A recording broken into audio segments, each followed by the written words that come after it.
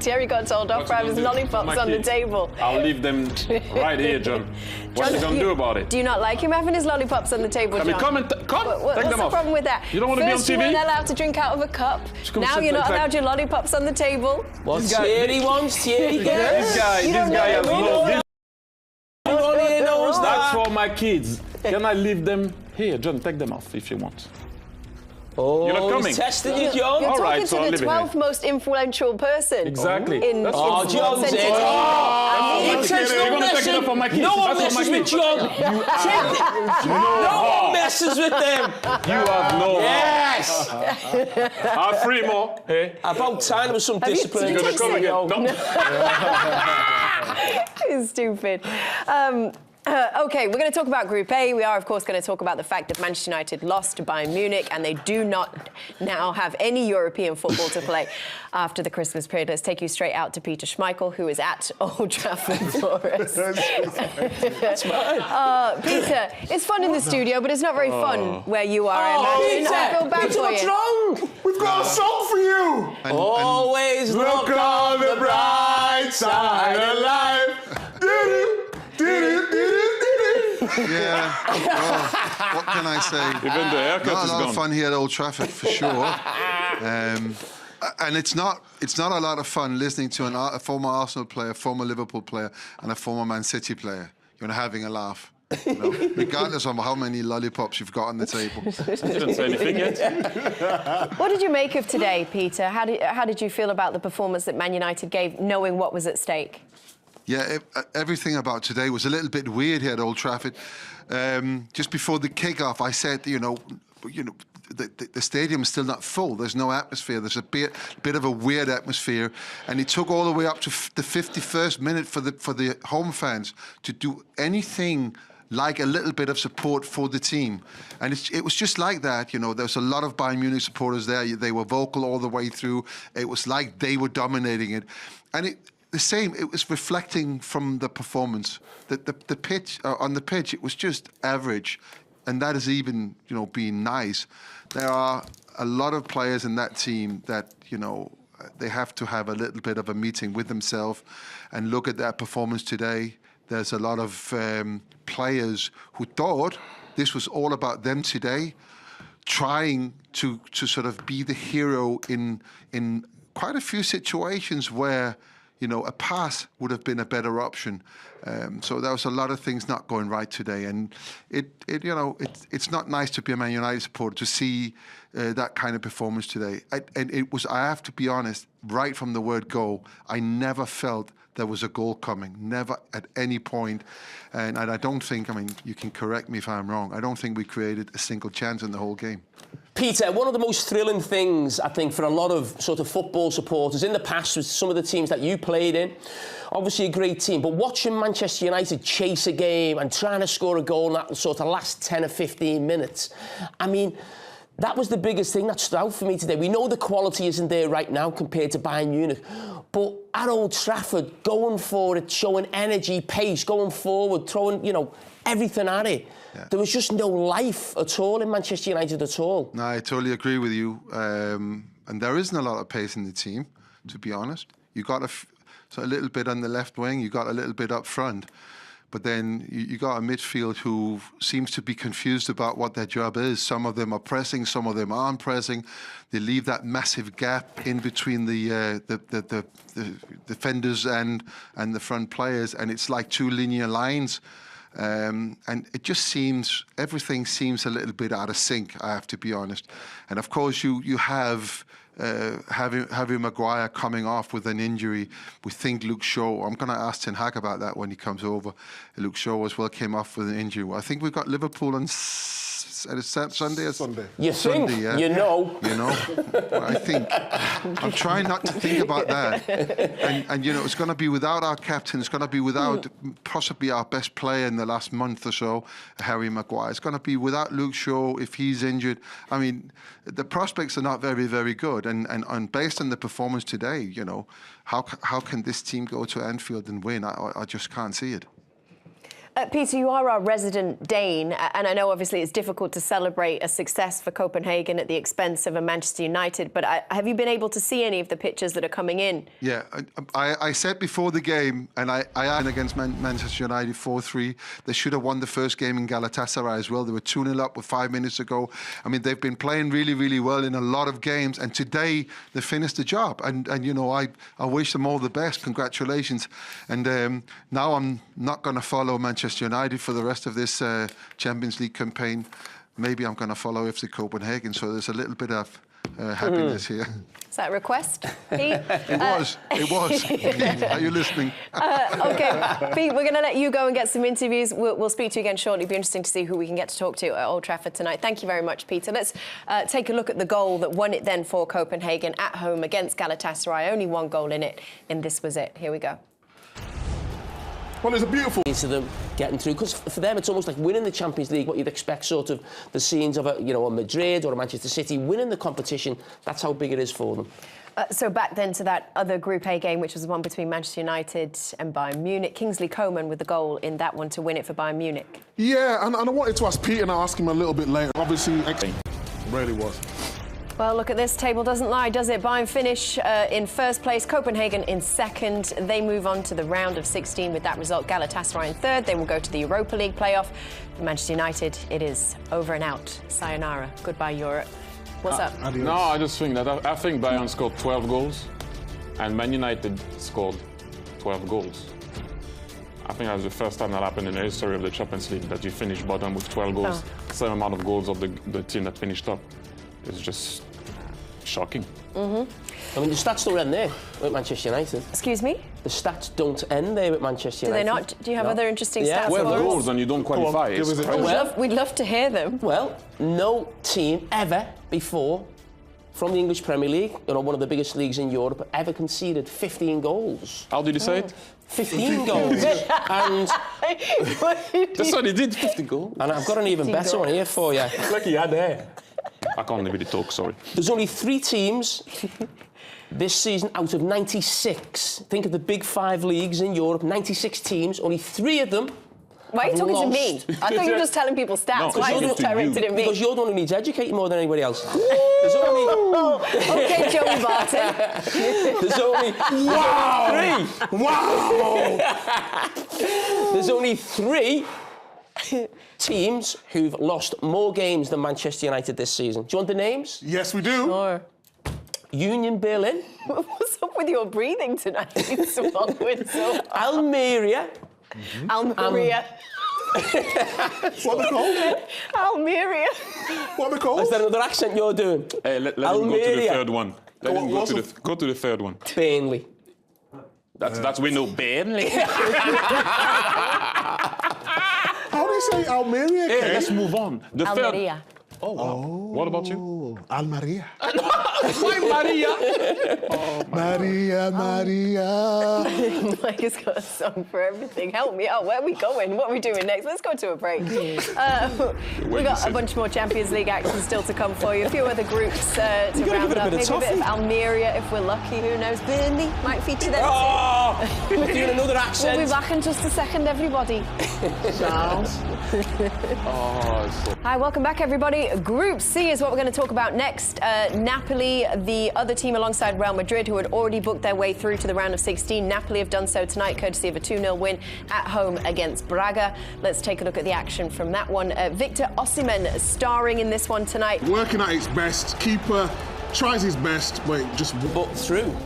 So let's skip on to the other game in this group, which was the game between Union Berlin at home against Real Madrid. We're going to pick up the action at 2-2, so level at this point. And Union Berlin... sorry, we're going to pick it up at 2-1. Here we go. What?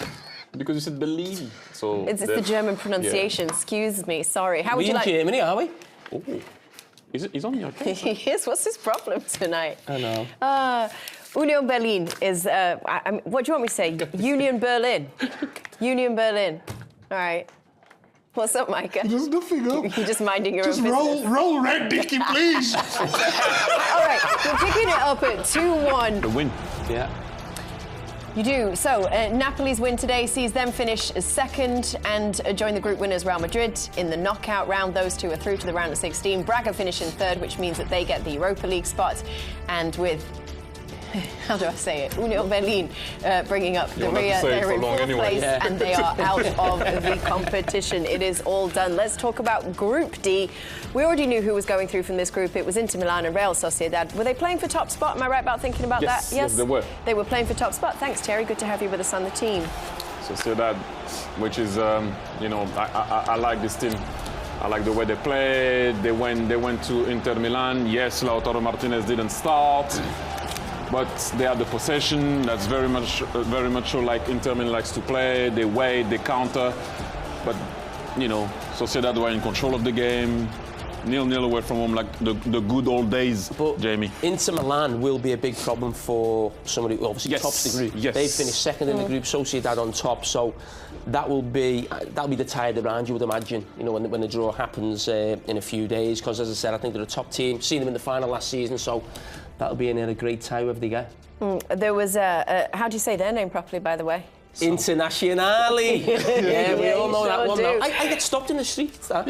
What, people just shouting Internazionale? Yeah.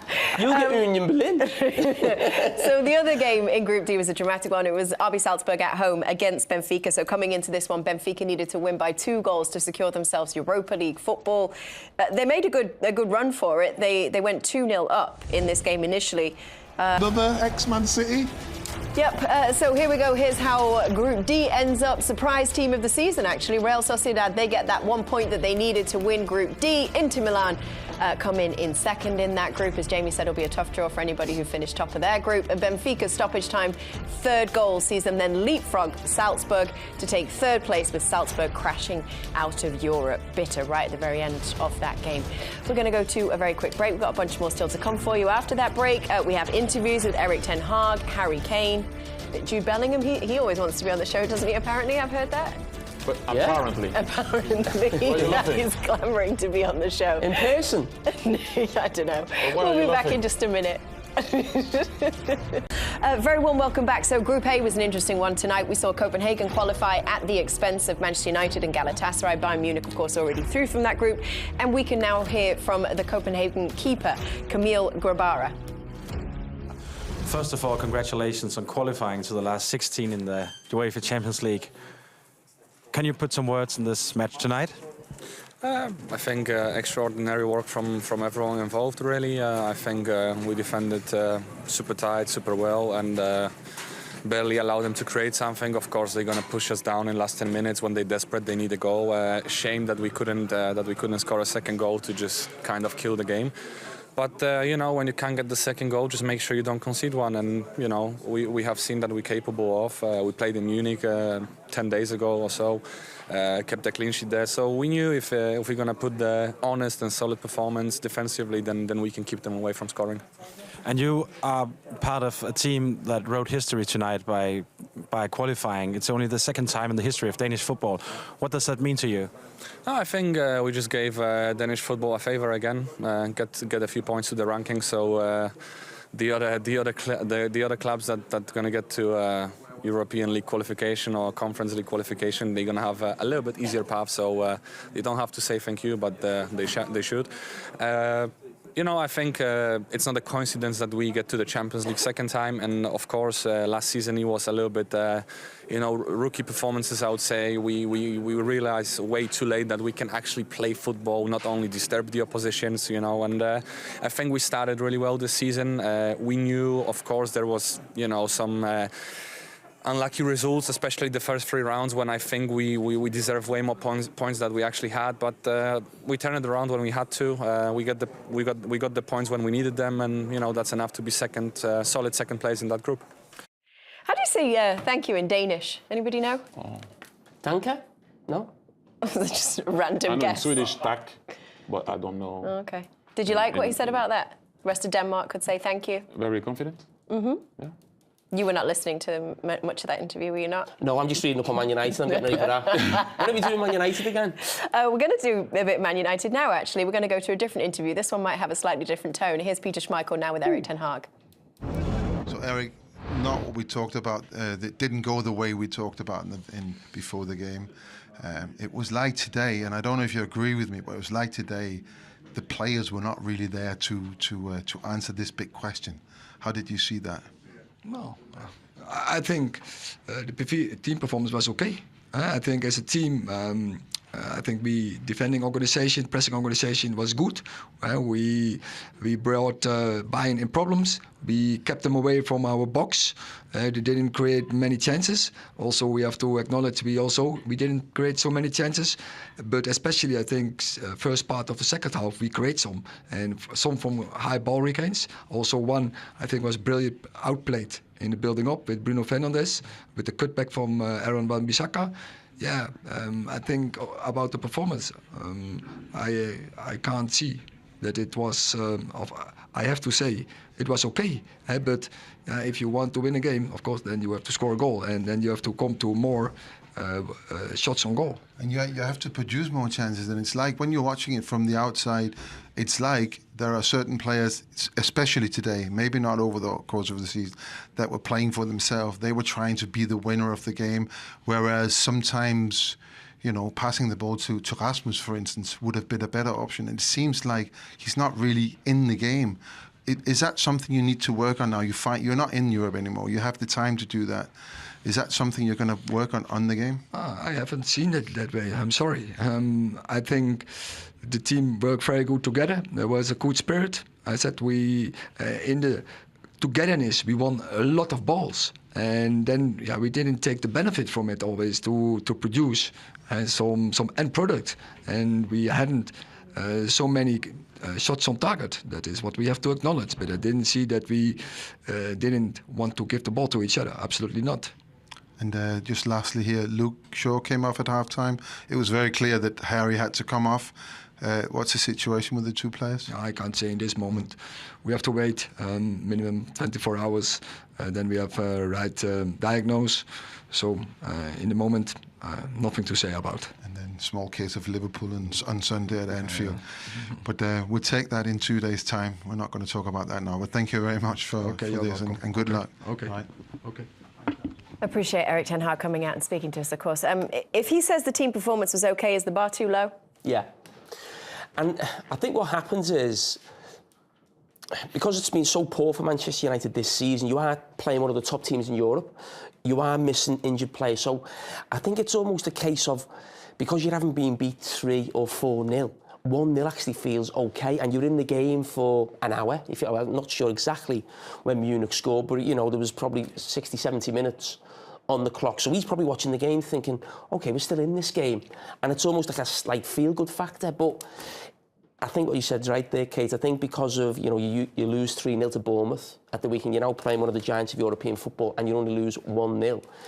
He's trying to take something from it to then get to Sunday, because I'm sure that'll be the message tomorrow when he sees the players. That wasn't all bad. You're playing one of the top teams in Europe. It was 1-0. Anything could have happened. Right, we've got to go to Anfield now and try and produce some sort of performance. A result looks, really tough on paper. But, I just think that's a manager just trying to clutch at straws. Let's take you out to Peter Schmeichel then, who's standing by for us still at Old Trafford. It was an interesting conversation you had there with Erik ten Hag. I guess I'm interested in your opinion. Can he turn this around, Peter? Yeah, I think he can. I think he's well equipped. There's a lot of people saying, "Oh, we need to change the manager again," and that's that's an opinion. But to who? Who's the next guy going to be? I think it goes a lot deeper. It's structural at the football club. This football club definitely needs a lot of changes, and we're hoping now that the deal with Ineos, it's happening. And that, what we know from that deal, that they're going to come in and take responsibility for all football matters, that is what's going to happen in real life as well. So we get some new inspiration, some new leadership, new ideas, and I think also new people. I interviewed Erik ten Hag there, and he was, I could sense it, he was quite angry. He was different to interview than all the other times I've spoken to him. What can he say? He knows his team didn't perform well today. He knows that it's not going in the direction that he thinks it is. And I agree with Jamie. He's clutching at straws there, saying a lot of these things because they've got this big game, and he knows that whatever he says now will filter through to the players. And therefore, Peter, you mentioned the structure of the club, and I hear that a lot from, you know, and there's no doubt there needs to be change, and it looks like somebody's coming in. But when you're talking about that being the biggest problem right now, you've finished bottom of a group with Galatasaray in Copenhagen.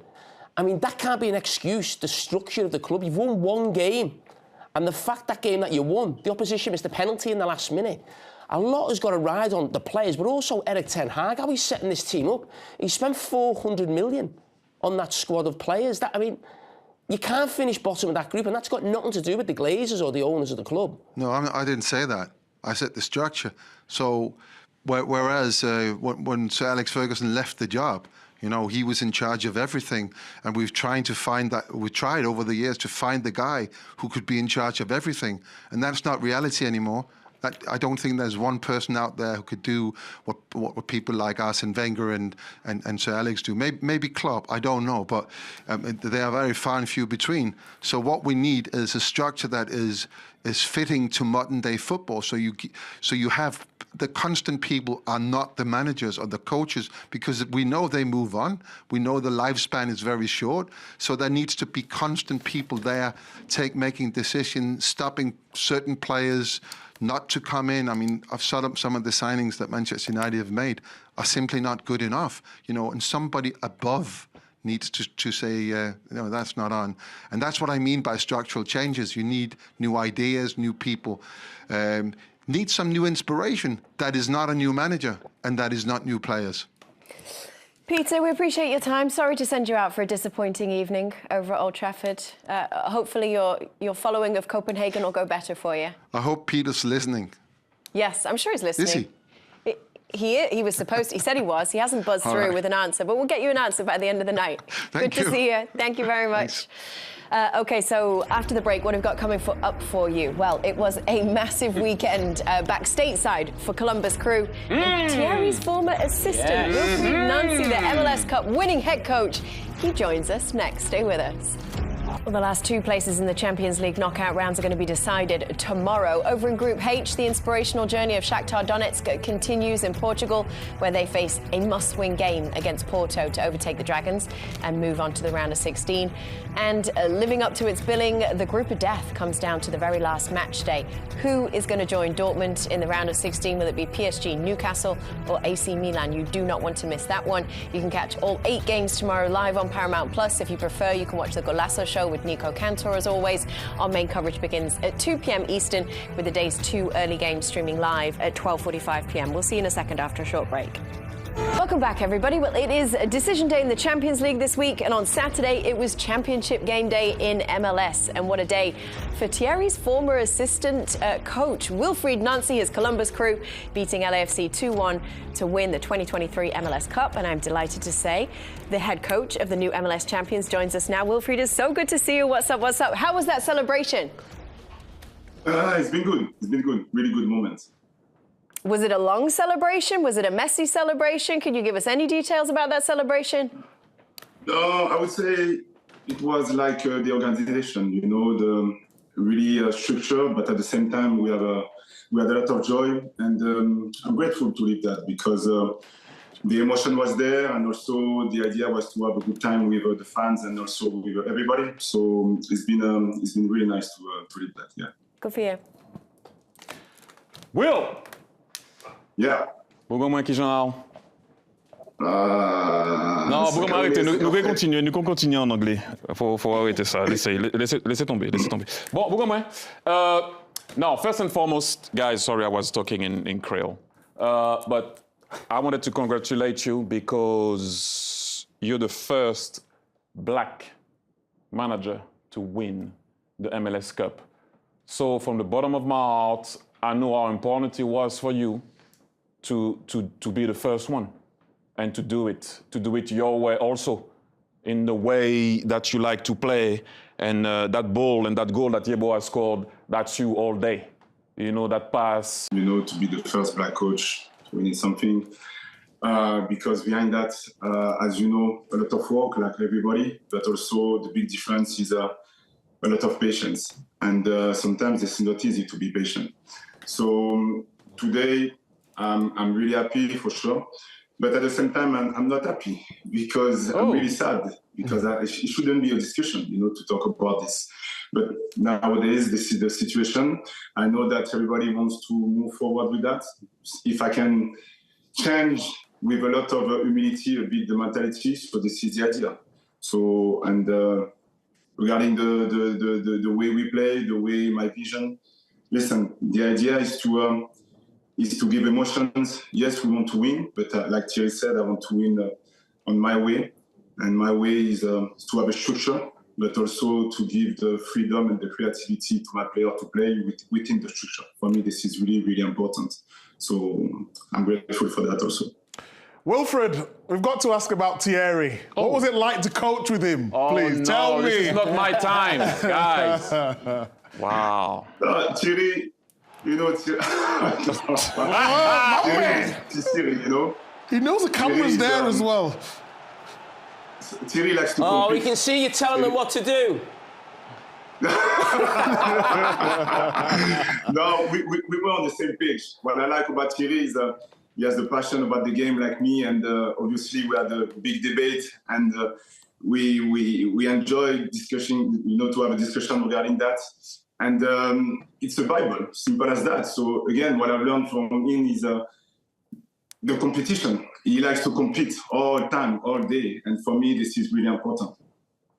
Listen, we really appreciate your time. Thank you so much for stopping through on the show. Congratulations on all your success. Long may it carry on. Thank you so much. Bisous à la famille. À écouter quand ça veut un petit tabou, bougon moins. À célébrer ça. Sure. Allez. Bye bye. Ciao. Bonjour. Thank you so much. See you later. Did you notice the evolution of Thierry's facial hair that we've seen? Can we get that clip back on? Have we got time? Got the full beard. What did we have earlier on? We had the mustache. The little young Thierry. Look at that. Look. You've aged well, you know that. Look at how that lip. That lip was heavy on the left. I couldn't even lift it. Ladies, you can vote on Twitter now. Is it 1, 2, or 3? You know. 1, 2, What are you or voting 3? for, Kate? Me, Just no like vote. wine. Thank you. We're going to go to a very quick break. We got one segment left. What's up? Which one are you voting for, Kate? Go on. Current version of Thierry is just... Answers after the break. Answers. Stay with us.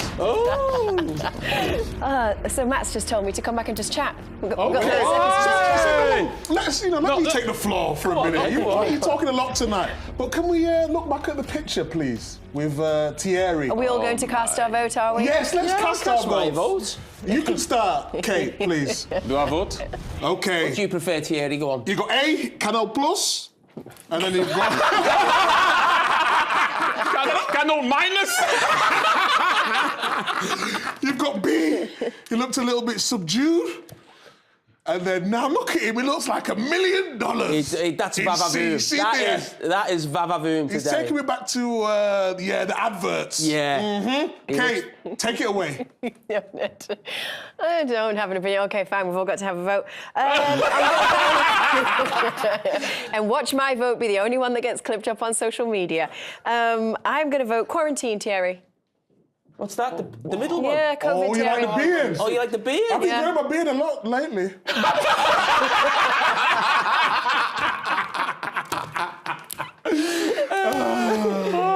Jamie? I'm having a shave in the morning.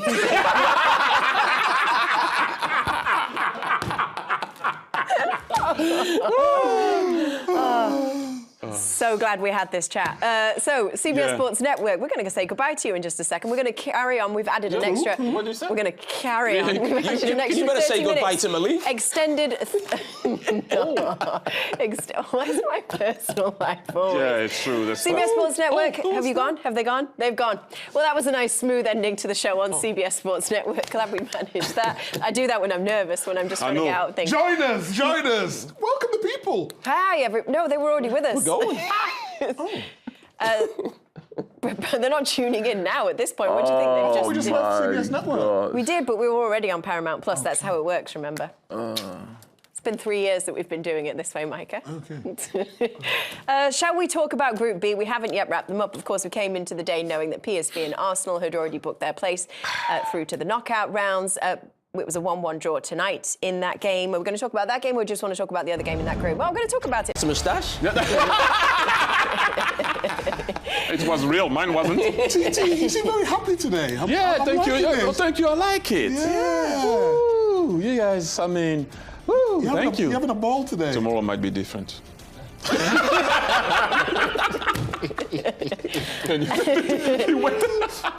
So the other game in that group was the one between Lens and Sevilla. Sevilla needed a my win to secure Sorry. themselves Europa League football. They couldn't manage to get it done. Sevilla, the kings of the Europa League. Chance to Well off, take by the it way. again, but you see it's not even close. Yep. So Group B. They end then with Arsenal, PSV in first and second place. We already knew that coming into today. Lens beat Sevilla. They finish in third place. Sevilla in fourth place, meaning the reigning Europa League champions will not be defending their title in the new year. But everybody who just tuned in on Paramount Plus is so glad that they joined us for this last little ride. But wait, are we finished? Yeah, that's it. It's the end What of are the we all show. doing after the show?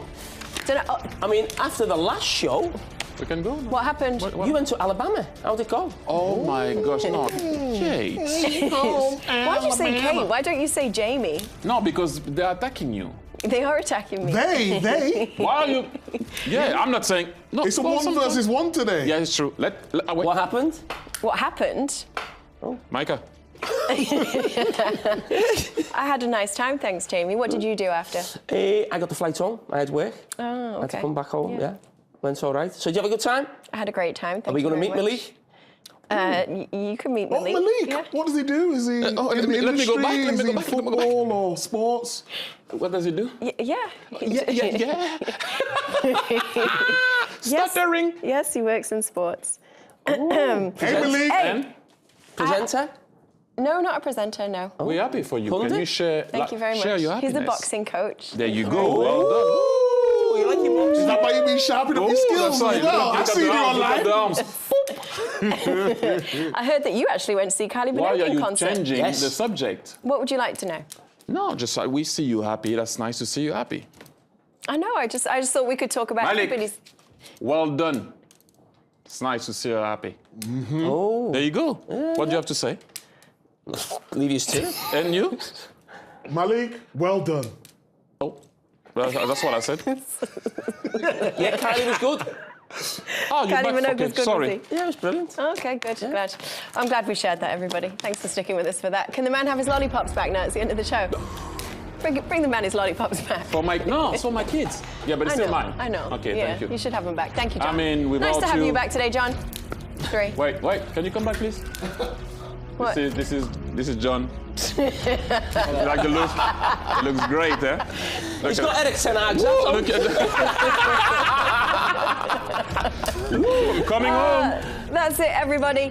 Thank you very much for joining us for our Champions go. League coverage here. It does continue now on the Golasso Network with the Champions What are you Club. doing? Look at him over there. Make sure you join Chris Whittingham and his guest for that coverage. Thank you very much, everybody. We will see you tomorrow for more as well. Goodbye.